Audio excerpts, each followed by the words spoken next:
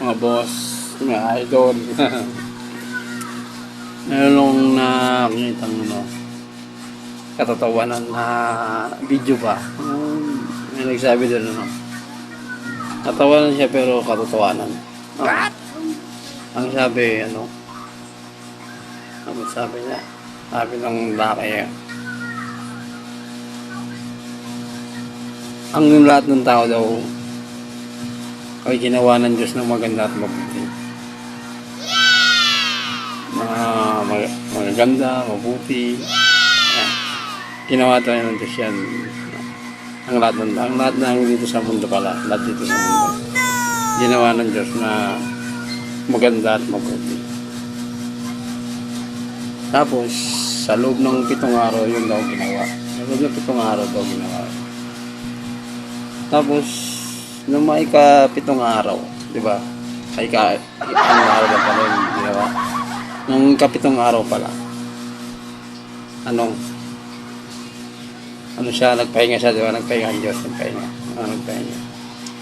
What? Ay may nakialam daw sa gawa ng Diyos. Kaya nagkaroon ng problema yung... Siyempre, 7 araw, nagpahinga siya. Ngayon, merong isang nakialam.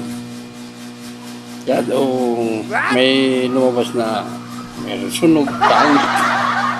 Tulad ko. Kaya, huwag na kayo magtataka kung nagsabihan kayo na sabi ng iba na lahat tayo ginawa ng perfecto ng Diyos. Totoo naman yun. Kaya lang ika-7 araw, magpahinga ang Diyos, may nakialam sa Satanas. Kaya, maraming palpak na ginawa. Kaya minsan, hindi tayo magkakamuha. Magpahinga ang Diyos. Ngayon natin, merong maitim, may bukti.